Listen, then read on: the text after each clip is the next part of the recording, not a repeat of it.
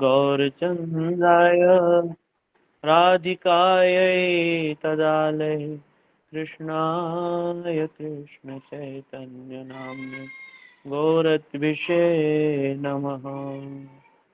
नमो महावदन्याय कृष्णप्रेमप्रदायते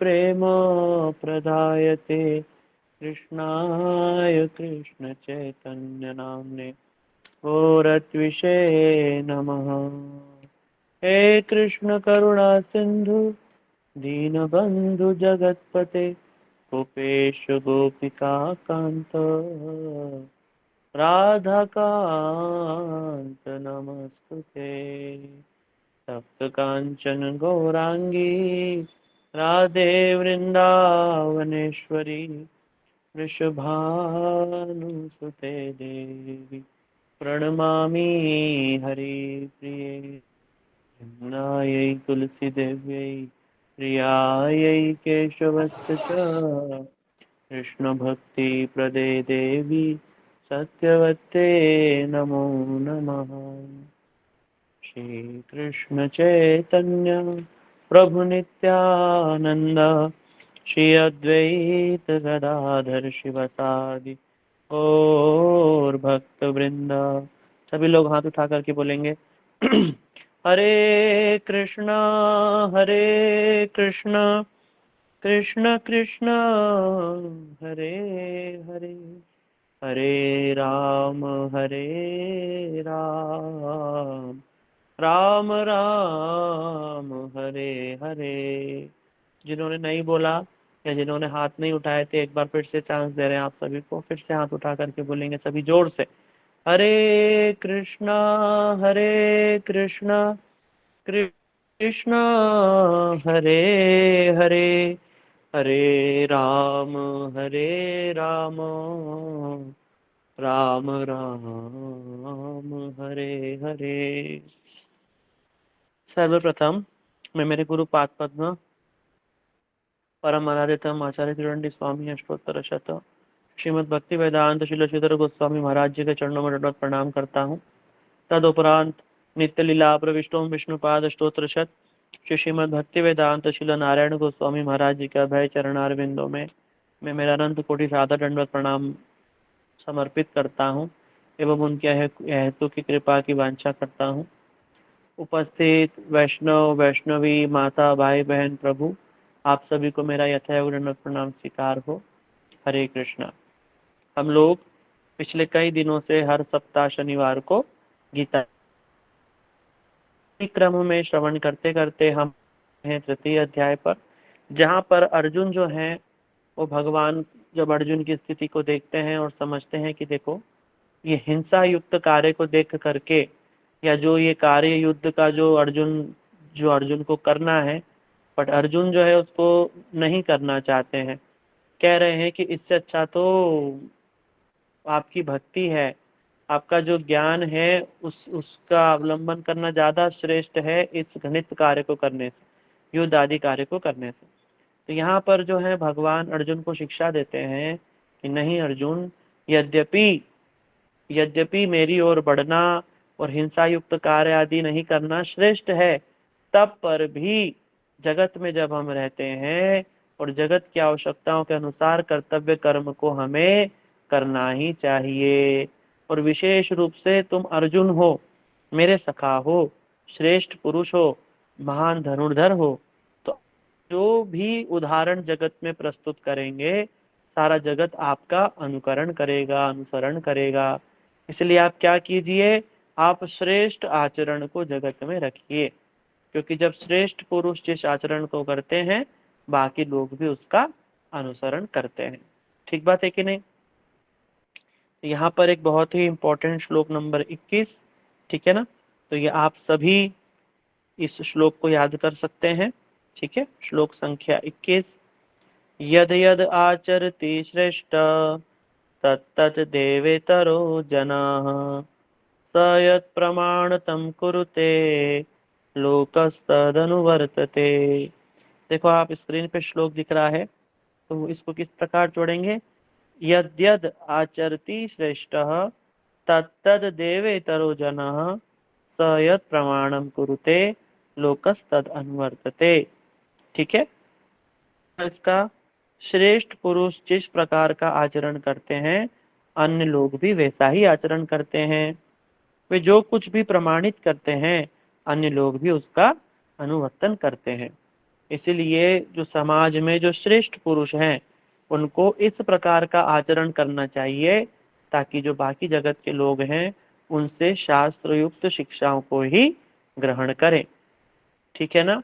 इसीलिए आज के समाज में जो शिक्षक हैं या जो धर्म गुरु हैं या जो इस प्रकार का कार्य कर रहे हैं प्रीचिंग आदि, उन सबको चाहिए कि वो अपना जो आचरण है उसको बहुत ही श्रेष्ठ रखें, अच्छा रखें, ताकि क्योंकि वो जो भी कहेंगे करेंगे लोग उसको फॉलो करेंगे।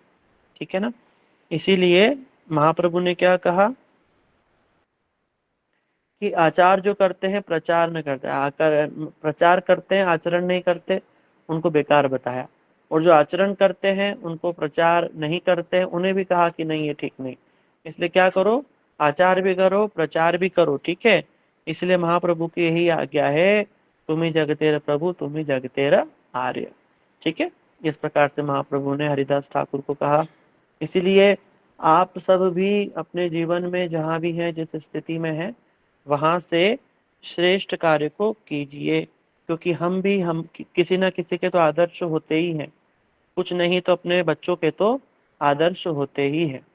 ठीक है, इसलिए आप प्रायः देखना अगर घर में पिता सिगरेट पीता होगा दारू पीता होगा तो बच्चे स्वाभाविक रूप में ही उस कार्य को करने लगते हैं। क्यों? क्योंकि उसने देखा है कि भाई पिताजी ये कार्य करते हैं तो हम भी करेंगे, क्योंकि उसकी नजर में पिता एक श्रेष्ठ पुरुष है। ठीक है ना। अगर आप घर में लड़ोगे झगड़ोगे लड़ाई झगड़ा करोगे तो आगे चल कर के वही कार्य बच्चा भी करने वाला है। अगर पति पत्नी में झगड़ा मार कुटाई कलेश ये सब हम करेंगे तो आने वाली पीढ़ी भी वैसा ही करेगी। अगर हम प्रेम से रहेंगे, सबसे प्रेम से बातचीत करना, प्रेम का आदान प्रदान, भक्ति युक्त जीवन, सुंदर स्वच्छ शरीर, सुंदर स्वच्छ जीवन आचरण विचार बुद्धि, अगला जो पीढ़ी आएगी या जो लोग हमारे आसपास होंगे वो भी उसको देख करके अच्छी आदतों को सीखेंगे और अपने जीवन को धन्य करेंगे। तो यहाँ पर भगवान अर्जुन को जिस उद्देश्य से ये बात कह रहे हैं वो उद्देश्य ये है कि अर्जुन तुम ज्ञानी होते हुए भी, तुम मेरे इतने प्रिय भक्त होते हुए भी जगत शिक्षा के लिए इस धर्म के कार्य को करो। धर्म क्या है? अधर्मी लोगों का वध करना है। ठीक है ना। भगवान अर्जुन को कह रहे हैं और अगर तुम यहाँ से भाग गए, तुमने युद्ध नहीं करा तो जगत में क्या जाएगा? जगत में क्या जाएगा कि देखो हाँ किया था तो हम भी क्यों करें। ठीक है ना, जगत में इस प्रकार का उदाहरण हो जाएगा। इसलिए भगवान फिर स्वयं का उदाहरण देते हैं कि देखो अर्जुन, मुझे किसी भी प्रकार के कार्य करने के लिए मैं बाध्य नहीं हूँ, मैं इन त्रिगुणों से ऊपर हूँ, मैं माया के परे हूँ, तब पर भी मैं जब इस जगत में आकर के अवतार लेकर के जगत में आकर के जब लीला करता हूँ तो मैं भी कर्म के अधीन ही रहता हूँ। जो भी कृत कर रहे कार्य हैं उन सबको मैं भली भांति रूप से करता हूँ। अगर मैं ना करूं तो मेरा ही उदाहरण देकर के लोग कहेंगे और भ्रष्ट हो जाएंगे और अपने कर्तव्य कर्म का पालन नहीं करेंगे और नरकों में जाकर के गिरेंगे, उन सबका दोषी भी मैं ही हो जाऊंगा। इसलिए जब मैं सब कर्मों का पालन करता हूं तो अर्जुन आप भी कीजिए, आपको देख करके और भी लोग करेंगे। न मे पार्थस्ति कर्तव्यम त्रिषु लोकेषु किंचिनः नानाभवात्मवाप्तव्यम त एव च कर्मणि। हे पार्थ, यद्यपि मेरे लिए कुछ भी करणीय कर्म नहीं है, भगवान वही बात कह रहे हैं, मेरे लिए तीनों लोकों में कुछ भी अप्राप्य और प्राप्त करने योग्य नहीं, तथापि मैं कर्म में प्रवृत्त हूँ। भगवान कह रहे हैं इस तीनों लोकों में ऐसी कोई भी वस्तु नहीं जो मुझे प्राप्त नहीं है ना, मुझे किसी भी चीज की आवश्यकता नहीं, तब पर भी मैं निरंतर जो मेरा कर्तव्य कर्म है उसे कर रहा हूँ। इस युद्ध के मैदान में तुम्हारा सारथी होने के कारण जो मेरा कर्तव्य कर्म है इस समाज देश धर्म के प्रति उसको मैं भली भांति निभा रहा हूँ। ठीक है, तो भगवान यदि अपने धर्मयुक्त कर्म का पालन करते हैं तो हमें भी तो करना चाहिए। इसलिए भगवान कह रहे हैं अर्जुन, सबको ये पालन करना है, लेकिन सब लोग इस समय तुम्हें देख रहे हैं। अगर तुमने पैर पीछे खींचे तो तुम्हारा उद्धार, के लोग भी इस प्रकार की क्रिया को करेंगे। इसलिए तुम इस प्रकार की क्रिया को ना करते हुए जो कार्य करणीय है उसको कीजिए। यदि ही अहम न वर्तेयम जातु कर्मण्यंतेन्द्रितः मम वर्तमानु वर्तन्ते मनुष्याः पार्थ सर्वशः। हे पार्थ, यदि कभी भी सावधानी पूर्वक कर्म में प्रवृत्त ना हो तो निश्चय ही सभी मनुष्य सर्वतो भावेन मेरे पथ का अनुकरण करेंगे। भगवान कह रहे हैं अगर जरा सी भी मैं चूक कर जाऊं और कहीं भी छोटी मोटी भी गड़बड़ हो जाए तो लोग फिर क्या करेंगे, मेरा अनुकरण करेंगे, उसको फिर वैसे करने की कोशिश करेंगे। जैसे आजकल देखने में आता है, विचार को समझ नहीं पाते, या जिस प्रकार से लोग उसको रखते हैं कथाओं में, तो लोग समझ नहीं पाए। और भगवान की जो बड़ी सुंदर लीलाएं हैं, रास लीला है, वस्त्र हरण लीला है, जिसके पीछे इतनी सुंदर शिक्षाएं हैं। क्या शिक्षाएं हैं, भगवान वस्त्र हरण चिर हरण किया ना गोपियों का, तो उस समय भगवान की आयु 11-12 वर्ष भी नहीं है। ठीक है। और जो गोपियां हैं वो तो और भी छोटी हैं।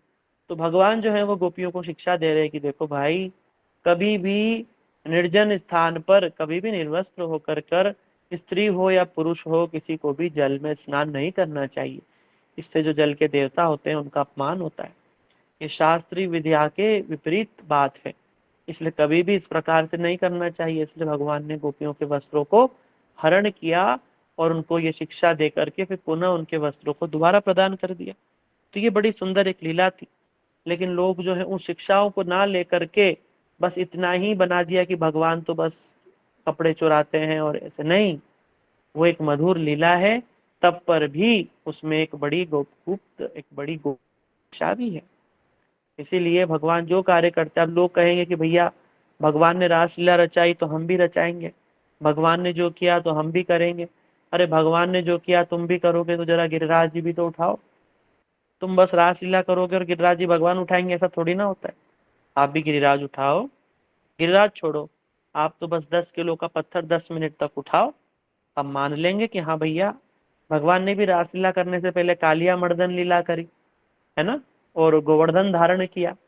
तुम भी जाओ, कालिया छोड़ो जिसके तो 1000 फन थे, तुम तो एक छोटे फन से अपने आप को कटवा लो, छोटे सांप से कटवा लो।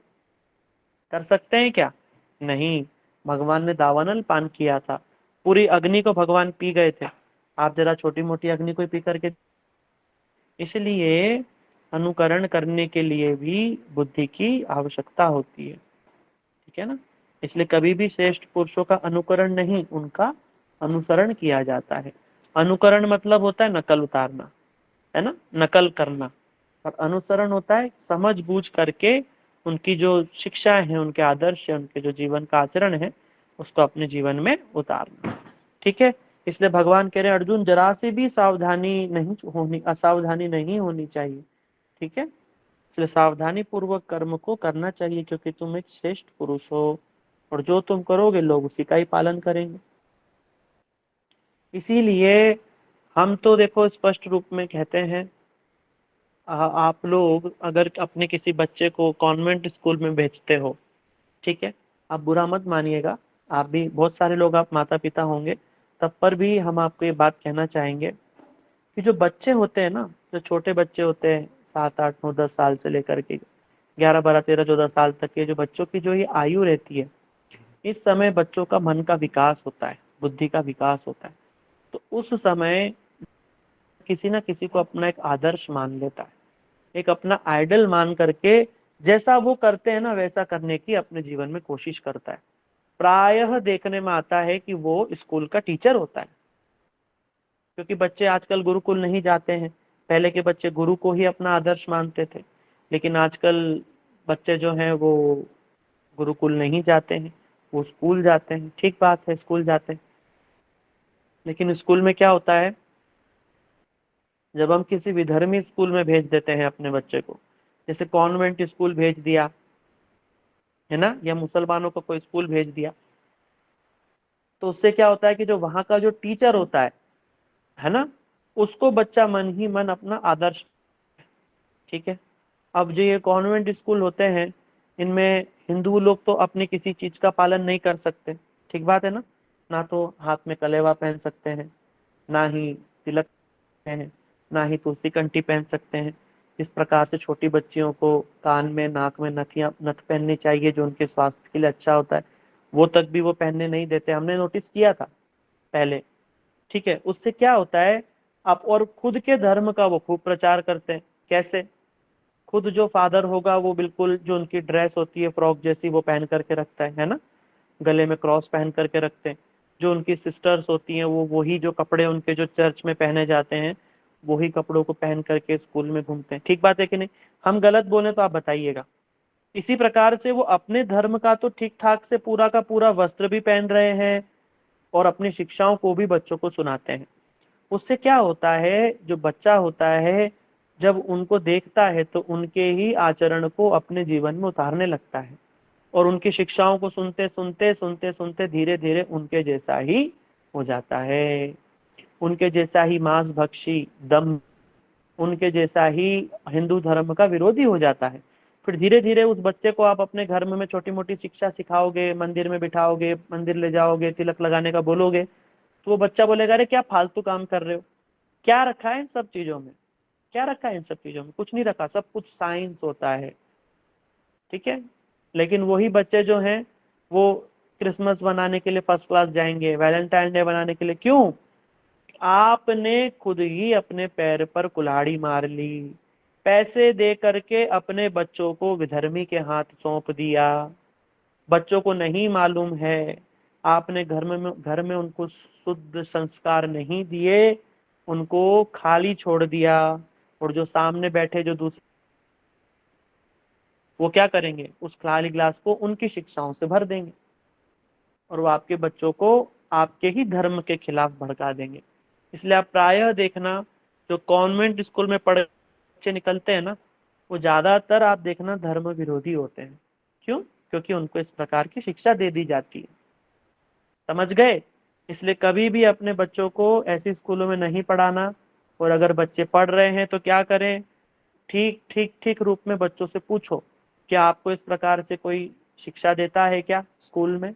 अगर देता है तो उसको बोलो नहीं, ऐसा नहीं, देखो हमारे शास्त्रों में कितनी सुंदर बातें हैं, हमारे शास्त्र सबसे ज्यादा साइंटिफिक हैं, हमारे धर्म ग्रंथ सबसे ज्यादा साइंटिफिक और सबसे ज्यादा प्रामाणिक हैं। ईसा ईसा मसीह आज से 2000 साल पहले आए, उनके कई साल बाद बाइबल आई, है ना। पैगंबर मोहम्मद कितने साल पहले, 1400 साल पहले आए, और उनके भी कई साल बाद कुरान आई, ठीक है ना। तो ये तो अभी थोड़े थोड़े दिन पहले आई हुई ये छोटे मोटे ग्रंथ हैं, वो भी एक किताब को मानने वाले लोग हैं। लेकिन हमारे पास तो हजारों ग्रंथ किताब, इतना बड़ा विज्ञान खजाना छुपा है, इसकी कोई होड़ ही नहीं कर सकता। इसलिए अपने जो श्रेष्ठता है उसको बच्चों को बताइए, तो इससे क्या होगा, बच्चे जो हैं अपने धर्म से गिरेंगे नहीं। और ये कौन चाहते हैं? ये मैं नहीं चाहता, ये स्वयं भगवान श्री कृष्ण चाहते हैं। आगे हम आपको वो श्लोक भी सुनाएंगे जहाँ भगवान इस बात को कह रहे हैं, ठीक है। उत्सिदेयुरिमे लोका न कुर्या कर्म चेदहम शंकरस्य च कर्ता। देखो कितनी सुंदर बात, यदि मैं कर्म ना करूं तो सभी लोग भ्रष्ट हो जाएंगे, और मैं वर्ण संकर का प्रवर्तक हो जाऊंगा, इस प्रकार में ही इन सारी प्रजाओं का नाश का कारण बनूंगा। इसलिए भी बड़ी चिंता रहती है। इसलिए आप देखो भगवान जब भी जगत में आकर के लीला करते हैं, भगवान को कोई आवश्यकता नहीं है किसी भी प्रकार के नियम का पालन करने का, तब पर भी भगवान अपने नियम का पालन करते हैं। हमारे गुरु वर्गों को देखो, हमारे गुरु वर्ग भक्ति करते करते उस रस को, उस चीज को प्राप्त कर चुके हैं, तब पर भी सुबेरे उठ करके मंगला आरती, आने, माला, नाम जप, सब आचरण को बिल्कुल ठीक ठीक रूप में करते हैं। क्यों? हमारे गुरुजी बोलते हैं ये सब हम इसलिए करते हैं ताकि तुम लोग ये देख करके आप भी करें, इसलिए हम भी इन चीजों को करते हैं, ठीक है। सत्ताम कर्मण्य विसिद्धांसो तथा कुर्वन्ति भारत। हे भारत, कर्म में आसक्त ज्ञानी लोग जिस प्रकार कर्म करते हैं, लोक शिक्षा के इच्छुक ज्ञानी व्यक्ति भी उस प्रकार के अनासक्त होकर कर्म करें। जिस प्रकार आप देखो जगत में क्या होता है, जिन लोगों को कुछ भी नहीं मालूम वो कैसे अपनी इच्छाओं को पूरा करने के लिए कर्म करते हैं। सुबह से लेकर शाम तक नौकरी, दे भाग दौड़, पैसा पैसा पैसा, फिर पैसे से अपनी इच्छाओं को पूर्ति करते हैं। उसी प्रकार जो भक्त लोग हैं उनको काम अपना करना चाहिए। लोक शिक्षा के इच्छुक ज्ञानी व्यक्ति भी उसी प्रकार अनासक्त होकर काम करते हैं। क्यों करते हैं? लोक शिक्षा के लिए, ताकि जगत के लोग उनको देख करके सीखें। इसलिए हमारे गुरुदेव भी आप देखो, जो लोग भजन भक्ति करते हैं, नौकरी भी करते हैं, आप देखना कथा में कभी कभी उनको खड़ा करते हैं। देखो ये बच्चा पढ़ाई भी करता है, नौकरी भी करता है, तब पर भी देखो कृष्ण कथा सुनाता है, तब पर भी देखो कृष्ण के इतने सुंदर श्लोक इसको याद है गीता के। गुरु जी बड़े प्रसन्न होते हैं और जगत को शिक्षा भी देते हैं कि देखो आप इस प्रकार से भी अपने बच्चों को सिखा सकते हो। आपके बच्चे स्कूल में भी अच्छा परफॉर्म करें, साथ साथ में गीता के श्लोक भी सीखें, धर्म ग्रंथ भी ना, खूब पैसा तो कमाएं, साथ साथ में गुरु की, माता पिता की सेवा भी करें, है ना, धर्म की रक्षा के लिए कोई कार्य भी करें। इस प्रकार से अपने बच्चों को हमें आगे बढ़ाना है। ठीक है ना। बुद्धि भेदम ज्ञान देग ज्ञानम संगिनाम। देखो कह रहे हैं ज्ञान योग उपदेशक अज्ञ व्यक्तियों को यह उपदेश देकर उनकी बुद्धि में भ्रम उत्पन्न नहीं करेंगे कि कर्म का त्याग कर ज्ञान का अभ्यास करो, बल्कि समाहित चित्त से या अनासक्त होकर स्वयं सभी कर्मों का भली भांति आचरण करते हुए अज्ञ व्यक्तियों को भी कर्म नियुक्त करेंगे। कहा गया कि जो ज्ञान योग के उपदेशक हैं वो कभी भी, जो लोग उनको सुन रहे हैं उनको यूं मत कहो कि भैया कर्म ना करो आप, और आप जो है ज्ञान का अभ्यास करो। नहीं, आपको ज्ञान हो गया, ठीक है, आप उस ज्ञान का पालन कीजिए, अनासक्त होकर के कर्म कीजिए, और भी लोगों को मोटिवेट कीजिए कि अनासक्त होकर के कर्म किया जाए। ये केवल ज्ञान के बात में। भक्ति मार्ग में ऐसा नहीं। भक्ति मार्ग में अगर कोई व्यक्ति भक्ति शुरू कर देता है तो वो कर्म के अधीन नहीं रह जाता। ज्ञान मार्ग में ज्ञान का अवलंबन करके शुद्ध किया जाता है, तब पर आगे की क्रिया होती है। लेकिन भक्ति जगत क्या है? भक्ति किसी के भी आश्रित नहीं। आपका चित्त भले ही अशुद्ध हो, कुछ भी हो, लेकिन अगर आप भगवान की भक्ति करने लगते हैं तो सारी शुद्धता अपने आप प्राप्त होने लगती है। भक्ति माने श्रवणम कीर्तनम विष्णु स्मरणम पाद सेवनम अर्चनम वंदनम दास्यम सख्यम आत्मनिवेदनम इति पुंसार्पिता विष्णु भक्ति श्रवणवलक्षणा क्रियते भगवती यत्। कह रहे हैं कि भैया भगवान की कथा सुनना, कीर्तन सुनना, ध्यान करना, स्मरण करना, पाद सेवन, अर्चना, वंदना, है ना, ये सब करने से, भक्ति करने से सब अपने आप ही ठीक हो जाता है। ऋषभ देव ने भी इसी प्रकार की शिक्षाएं जो हैं अपने पुत्रों को, 100 पुत्रों को दी हैं, जो भागवत में उपस्थित हैं। श्लोक नंबर 27। प्रकृते प्राणानि गुणे कर्माणि सर्वशः अहंकार विडु विमूढ़ात्मा कर्तामिति मन्यते। सभी प्रकार के कर्म प्रवृत्ति के गुणों के द्वारा किए जाते हैं, परंतु अहंकार से मोहित चित्त वाला व्यक्ति ऐसा मान लेता है कि मैं ही करता हूँ। कितनी सुंदर बात है। दरअसल हम लोग क्योंकि प्रकृति के अधीन हैं, प्रकृति के 3 गुण होते हैं, सत्वगुण, रजोगुण, तमोगुण, ठीक है ना। इन गुणों के जिस व्यक्ति में जिस गुण की प्रधानता है उस गुण के अनुसार वो कर्म करता है। अब कर्म तो वो प्रकृति के अनुसार कर रहा है, लेकिन वो मूर्ख व्यक्ति ये समझ ही नहीं पाता कि ये मैं किस कारण से कर रहा हूं, और अपने आप को अहंकार दिखाता है कि देखो मैंने इस कर्म को किया, यद्यपि उस कर्म को उससे करवाया गया। ठीक है ना। अच्छा, यदि विद्वान को भी कर्म करना पड़ता है तो विद्वान और अविद्वान में क्या अंतर है? अगर बुद्धि कर्म करे और मूर्ख व्यक्ति भी कर्म करे तो दोनों में अंतर क्या है? ऐसी आशंका कर प्रकृति आदि इत्यादि श्लोकों में उसका अंतर दिखाया गया। अविद्वान व्यक्ति प्रकृति के गुणों के द्वारा कार्य, जो कार्यशील इंद्रिय द्वारा किया जाता सभी कर्मों को स्वयं द्वारा किया हुआ मानता है। ठीक है ना। जो ज्ञानी व्यक्ति वो सोचेगा कि प्रकृति ने मुझसे करवाया, और जो मूर्ख है वो ये सोचेगा कि मैंने किया। ठीक है। तत्वित तु महाबाहो गुर्म कर्म विभागयो गुणा गुणेशु वर्तन्ते इति महत्व न संजते। हे महाबाहो अर्जुन, जो इस तथ्य से परिचित हैं कि आत्मा, गुण और कर्म पृथक हैं, वे तत्वविद पुरुष कि वो ऐसा मानते हैं कि इंद्रियों तो अपने अपने विषयों में रत है, किंतु मैं उनसे पृथक हूँ। जो ज्ञानी व्यक्ति उसको मालूम है कि ये इंद्रियां और मन ये सब पृथक पृथक हैं, और इन सब से अलग मैं शुद्ध चैतन्य आत्मा हूँ। ये मन और इंद्रियां जो ये कार्य कर रहे हैं, ये तो प्रकृति के अधीन हो रहे हैं, लेकिन मैं इनसे पृथक एक अलग अस्तित्व रखता हुआ भगवान का अंश और भगवान का दास हूँ। प्रकृतेर गुण सम्मूढ़ो संजते गुण कर्मसु तान कृत्सन विदो मंदान कृत सन्न विन्न विचालयेत। देखो बड़ी सुंदर बात बताई एक बार। प्राकृत गुणों में अविष्ट पुरुष विषयों में आसक्त होते हैं, जो सर्वज्ञ हैं वह उन अज्ञ और मंद बुद्धि वाले व्यक्तियों को विचलित नहीं करेंगे। ठीक है, इसलिए जो जिस कर्म में प्रवृत्त है उसी कर्म में उसको रखते हुए उसको भगवान की भक्ति का उपदेश देने की कोशिश करनी चाहिए।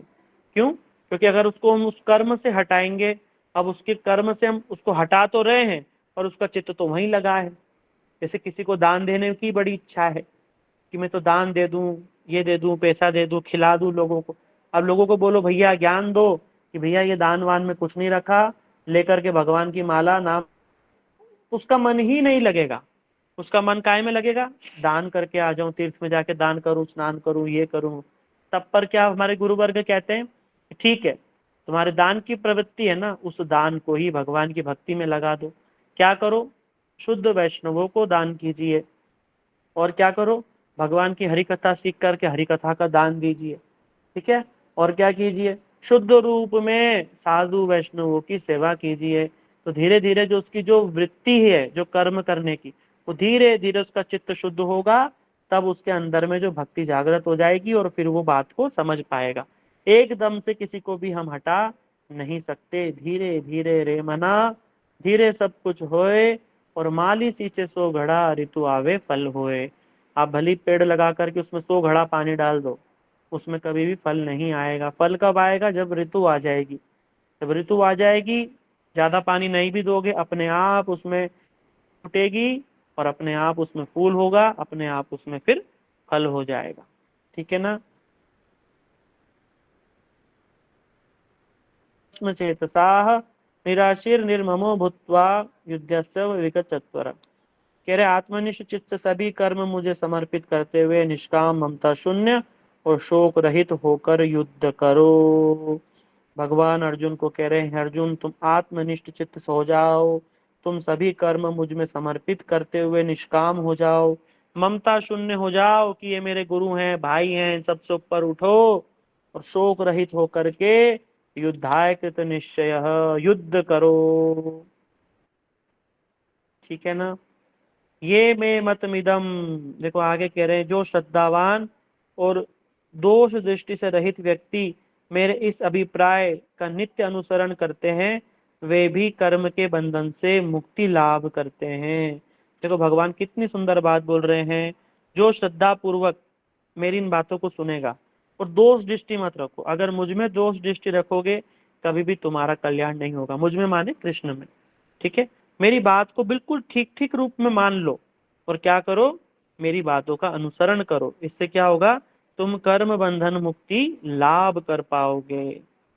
ये त्वेद अभ्यसूयन्ते नानुतिष्ठन्ति मे मतम सर्व ज्ञान विमूढ़ान् स्थान विद्धि नष्ट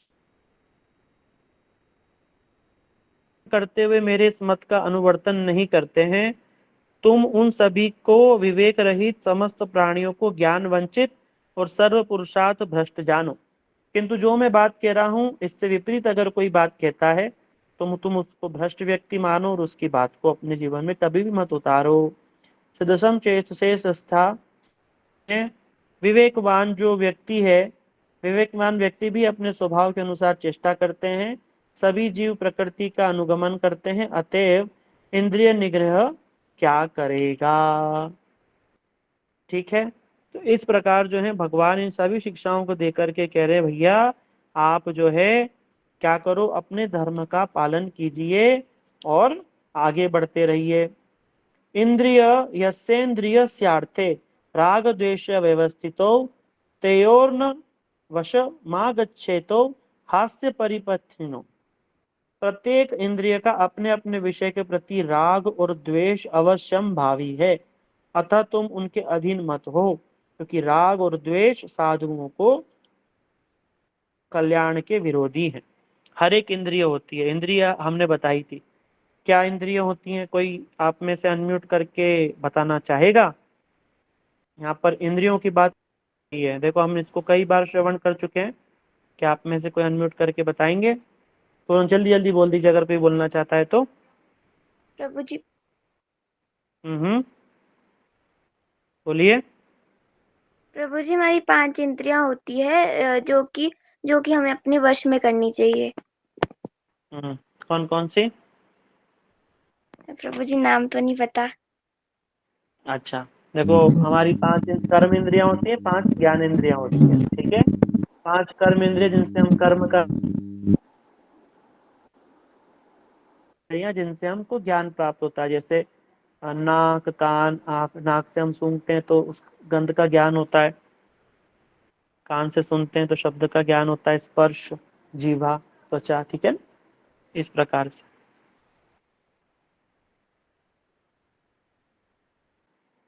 ठीक है। तो इन इंद्रियों को जो वश में, और इंद्रियों का अपना रस होता है। जैसे आंख का रूप है, नेत्र का रूप है, कान का शब्द है, नासिका का गंध है, मुख का जो है रस है, इस प्रकार से। और फिर त्वचा का स्पर्श है। इसी के अंदर ही हम फंसे रहते हैं, बढ़िया बढ़िया रूप देखना, बढ़िया बढ़िया कान से गाने सुनना, ठीक है ना, इस प्रकार आदि। तो हमें क्या करना है, इन सब में ना तो राग रखना है ना द्वेष रखना है, जितना आवश्यकता है उतना करना है, ठीक। ठीक है। अब ये जो श्लोक की हम बात कर रहे थे, वो श्लोक नंबर 34 आपके स्क्रीन पर है, ठीक है, जिसकी बात हमने थोड़ी देर पहले कही थी। तो जो श्लोक नंबर 21 और ये श्लोक नंबर 34, आप लोग याद करने की कोशिश करो, ठीक है। श्रेयान स्वधर्मो विगुणः परधर्मात् स्वनुष्ठितात् स्वधर्मे निधनम श्रेय परधर्मो भयावह। भली भांति अनुष्ठित परधर्म की अपेक्षा किंचित दोषयुक्त स्वधर्म श्रेष्ठ है। अपने अपने वर्णाश्रमोचित स्वधर्म के पालन में मर जाना भी अच्छा है, परंतु परधर्म भयावह है। हम जो भी वर्ण में हैं, जो भी आश्रम में हैं, जिस भी स्थिति में हैं, अपने धर्म का पालन कीजिए। अगर उसमें छोटा मोटा दोष भी है तब पर भी वो करना श्रेष्ठ है। दूसरे का धर्म पालन करने से कि अपने धर्म का पालन करते करते मर जाना बहुत श्रेष्ठ है। पर धर्मो भयावह। ये देखो भगवान ने ये श्लोक संख्या 35 में ये बात को कहा है। इसलिए अब इसको हम आगे विस्तार में अगली क्लास में सुनेंगे, ठीक है। तो आज की क्लास को हम यहीं पर ही विराम देते हैं, और आप सबसे आशा करते हैं कि आप ये श्लोक नंबर 21 और ये श्लोक नंबर 35 इनको याद करेंगे। और ये श्लोक नंबर 35 है, ये अक्सर लोग यूज करते हैं जगत में भी, और ये बहुत ही अच्छा श्लोक है कि भैया अपने धर्म का पालन करो। अब जहां भी हो, जिस भी अवस्था में हो, अपने धर्म का पालन कीजिए। और उसमें थोड़ा बहुत दोष भी है, क्यों बोला भगवान ने? क्योंकि अर्जुन जिस धर्म का पालन करेंगे वो होगा क्षत्रिय धर्म। अर्जुन कौन है? क्षत्रिय है। उनका धर्म क्या है? युद्ध करना, और युद्ध में जो दुश्मन है उसको मारना। अब अर्जुन जो है वो कह रहे हैं कि भैया युद्ध करूंगा तो मेरे को विरोधियों को मारना पड़ेगा, तो हिंसा होगी। तो भगवान बोल रहे हिंसा हो कोई बात नहीं, तब पर भी अपने धर्म का पालन करो। और तुम जो सोच रहे हो कि अपने धर्म को छोड़ करके और अहिंसा का पालन करोगे ब्राह्मणों के जैसा, उससे श्रेष्ठ है कि थोड़ा दोष भी दिख रहा है तब पर भी इसको पालन करते करते मरोगे, तब पर तुमको स्वर्ग आदि लोकों की प्राप्ति हो जाएगी, ठीक है। लेकिन किंतु परधर्मो भयावह। अब हम इसको आगे समझेंगे कि क्या रहस्य की बात है और क्या इसके अंदर हो सकता है, ठीक है। हमारे गुरु वर्ग क्या इसको समझाते हैं, क्या ये बात भक्ति में भी लागू होती है, तो ठीक है, इसके लिए हमको आगे की क्लासेस में इसको ध्यान से श्रवण करना पड़ेगा, ठीक है। तो आज की क्लास को हम यहीं पर ही विराम देते हैं, और जल्दी जल्दी अगर किसी का कोई प्रश्न है तो आप पूछ सकते हैं, पर हम आप सबसे प्रार्थना करेंगे कि आप आज की क्लास से रिलेटेड ही प्रश्नों को पूछें। ठीक है, हरे कृष्ण। हरे कृष्ण प्रभु जी। हरे कृष्ण प्रभु जी। अनंत कोटि दंडवत प्रणाम प्रभु जी। हरे आप सब कृष्ण। म्यूट हरे हो जाए कृष्ण प्रभु प्लीज। जी, दंडवत प्रणाम। हरे कृष्ण हरे प्रभु जी। कृष्णा दंडवत प्रभु जी, प्रणाम। प्रभु जी हरे को दो गला। कृष्ण प्रभु जी। ऐसे तो हम प्रश्न नहीं कर पाएंगे। अगर किसी का कोई प्रश्न है ठीक अच्छा सा सचमुच में कोई पूछना चाहता है तो आप पूछ सकते हैं। हरे कृष्ण दंडवत प्रणाम तो हम देखो करते रहेंगे, और आप लोग सब एक साथ करोगे तब पर भी हमें समझ में तो आएगा नहीं किसने किए, पानी जाए आप सबको। ठीक है, इसलिए अगर किसी का कोई प्रश्न है तो आप प्लीज प्रश्न पूछिए। ठीक है, अगर नहीं है तो फिर हम यहीं पर ही समाप्त करते हैं। ठीक है, लेकिन हरे कृष्ण दंडवत प्रणाम करने से अगर किसी का प्रश्न रह जाता है या किसी के मन में डाउट रह जाता है तो फिर हमारा अपराध होगा। ठीक है, हरे कृष्णा। बोलिए हरे दीदी। कृष्णा हाँ जी। जी, मैं ना ब्रह्म मुहूर्त के बारे जानना चाहती हूँ कि जैसे हम अर्ली मॉर्निंग गेटअप होते हैं तो हमें ब्रह्म मुहूर्त हम्म कैसे करना चाहिए? ब्रह्म मुहूर्त जो होता है वो सूर्य उदय से 1 घंटा और 45 मिनट पहले का समय होता है। ठीक है, हाँ जी। मोटा मोटा समझ लो 1 पौने 2 घंटा। ठीक है, जैसे आप सूर्योदय 6 बजे होता है तो समझ लो 4:15 बजे ब्रह्म मुहूर्त है। ठीक है, तो उसमें हमें करना क्या चाहिए? मतलब जैसे हम लोग, मैं टीचर हूँ। ब्रह्म मुहूर्त में स्नान ध्यान सबसे श्रेष्ठ है कि नोट करके और हरि नाम किया जाए, भगवान के नाम का जाप किया जाए, ये सर्वश्रेष्ठ काम है। ठीक है, अच्छा जी। आज और हम घर में अगर ठाकुर जी की मंगल आरती वगैरह कर सकते हैं तो और भी अच्छा है। अगर हम ये सब व्यवस्था नहीं है, नहा नहीं सकते तब पर भी कोई आपत्ति नहीं, हम घर में रहते हैं, हाथ मुंह धो करके शुद्ध होकर के तो बड़े प्रेम से ठाकुर जी का नाम कीजिए। तो जो ये सुबह सुबह जो ब्रह्म मुहूर्त में हम जो भगवान का नाम जपेंगे, ये समझो कि अगर हम सारा दिन 60 माला करते हैं और ये ब्रह्म मुहूर्त की जो 10-11 माला भी इतनी प्रभावशाली होती है। ठीक है, हाँ जी। बस यही थैंक यू। बात। हरे कृष्णा। हरे और किसी कृष्ण। को कोई प्रश्न है? रोमी रोमी जी, प्रभु जी आपका कोई प्रश्न है?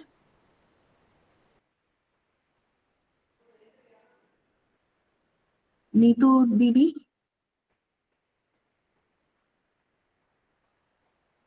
सुमन दीदी आपका कोई प्रश्न है? हरे कृष्ण प्रभु जी, मेरा ये प्रश्न था कि जो आपने बोला कि 21 और 35 जो श्लोक है हमें याद करने, मतलब अगर हम कर सकते तो हमें करने हैं, तो क्या वो ग्रुप में भेज सकते हैं आप? हाँ जी, जी दीदी आप दीदी मैं बताइए। जी दीदी आपको ना ग्रुप में मिल जाएगा 21 नंबर श्लोक। एंड प्रभु जी 34 बताया था आपने या 35? 35 जो भी स्क्रीन पर है ना। अभी जी ये दोनों प्रभु जी ग्रुप में भेज देंगे। हाँ जी, ये ठीक। यूट्यूब पे भी मिल जाएंगे बेटा। जी दीदी। यूट्यूब पे भी मिल जाएंगे, सर्च करेंगे तो। हाँ, यूट्यूब में आप नोट कर सकती हो, चैप्टर 3 श्लोक नंबर 21 एंड श्लोक नंबर 35। ठीक है, इस प्रकार भी ढूंढ सकते हो। ठीक है प्रभु जी, धन्यवाद। ठीक है, हरे जी कृष्ण। बस प्रभु जी और कोई प्रश्न नहीं है। ठीक है, बहुत सुंदर। आप सभी ने जो भी सीखा है उसको आप नोट्स में नोट बनाइए, और जो भी श्लोक हम यहाँ से कह रहे हैं उनको आप लर्न कीजिए, समझने की कोशिश कीजिए और अपनी तरफ से भी पढ़िए। ठीक है, जब आप अपनी तरफ से एक बार सुनेंगे एक बार पढ़ेंगे तब पर ही थोड़ा ज़्यादा समझ में आएगा और मन में प्रश्न भी आएंगे। अगर प्रश्न नहीं उठ रहे हैं इसका मतलब या तो हमें सब कुछ समझ में आ गया या फिर हमें कुछ भी समझ में नहीं आया। इसलिए दोनों ही स्थिति खराब है। आप क्या समझने की बिल्कुल दिल से कोशिश कीजिए। ठीक है, एक दिन जरूर समझ में आएगा। और ये ऐसी चीज है कि एक बार समझ में आ गई तो ऐसा नहीं है कि बस ये इसी जन्म में रहेगी, नहीं, ये हर जन्म में साथ देने वाली विद्या है। अगर किसी कारण से हमारा दोबारा जन्म भी होता है तब पर भी ये जो ज्ञान है ये कभी भी नष्ट नहीं होता है, ये ब्रह्म विद्या है। ठीक है, इसलिए इस ब्रह्म विद्या को अपने हृदय पटल पर उतारने की कोशिश आप सभी जी जान से कीजिए। ऐसे हल्का फुल्के से काम नहीं बनेगा, पूरा एनर्जी लगानी होगी। ठीक है, और उसके बाद पढ़िए समझिए, उसके बाद जो मन में प्रश्न आए फिर हमारे पास लेकर के आइए। ठीक है, इसी आशा के साथ में आप सबसे हम यहाँ विदा लेते हैं। हरे कृष्णा, दंडवत प्रणाम। वांछा कल्पतरुभ्यश्च। हाँ, हरे कृष्णा प्रभु जी धर्म हरे कृष्णा प्रभु जी दंडवत प्रणाम।